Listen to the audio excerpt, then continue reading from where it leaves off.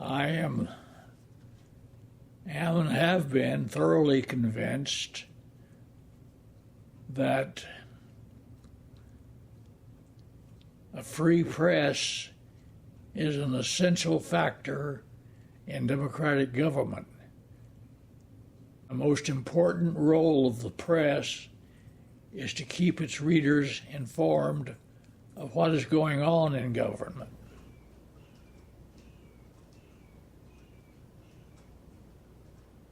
My first memory is of a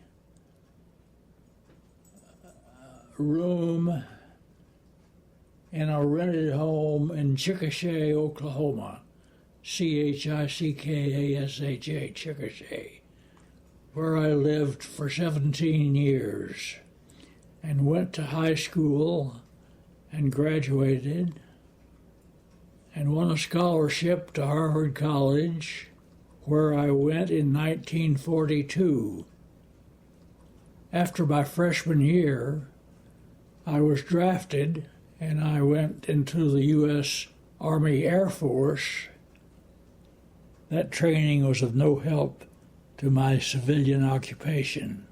When I went back to Harvard in it was early 46, before I got back, I was on the Harvard Crimson, which is what got me interested in journalism.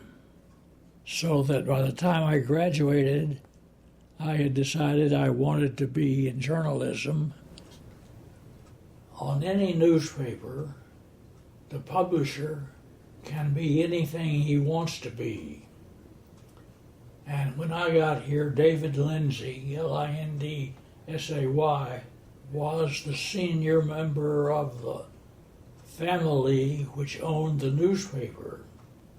And perhaps fortunately, he was more interested in airplanes than he was in newspapers.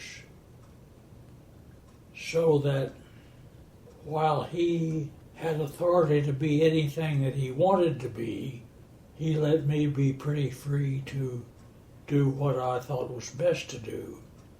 But one of the things that he was really interested in was air pollution, because it affected him.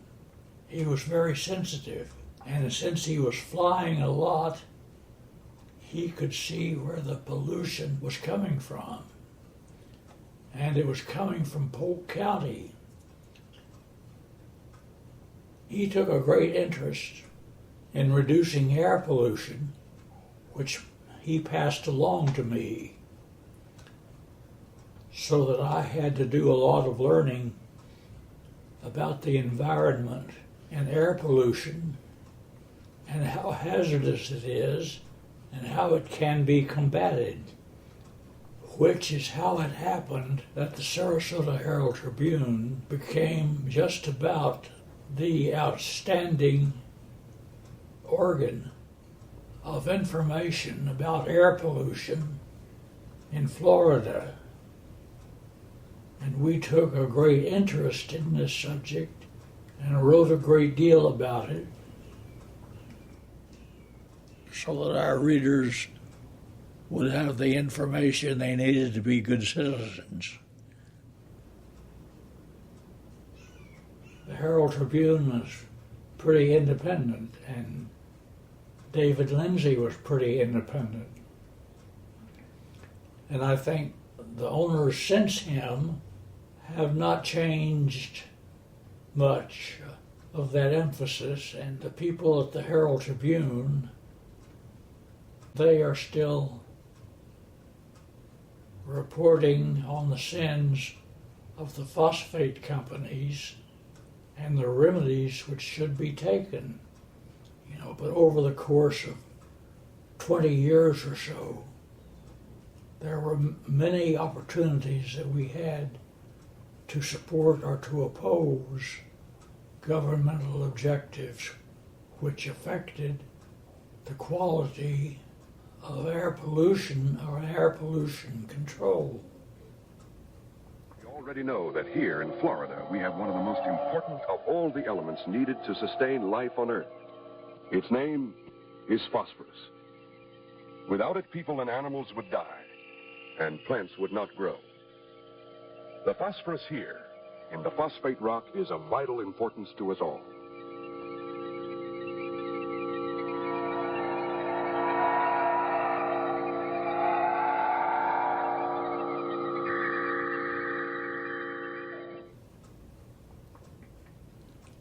It cost the companies money to change some of their methods and avoid some of the worst pollution. Now, there's not much they could do about it, and they were not happy about this. And they had been very influential in the legislature in avoiding much supervision. Certainly in part because of our efforts, they got quite a bit of supervision. It was big business in Polk County, probably the most important business, and still is.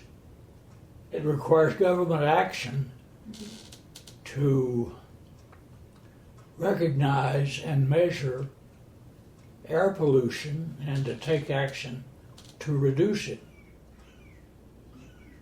It led me to have an interest in how political decisions are made and who makes them and how people can use their influence to see that things go as they would like to see them go.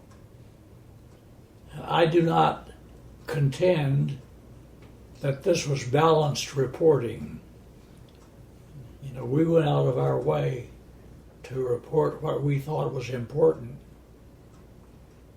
And I suppose quite a few people would disagree with us. The newspaper, I think, needs to encourage its readers to participate in politics. And I don't think that politics is a bad word. I think it is one of the most visible and probably useful manifestations of our freedoms.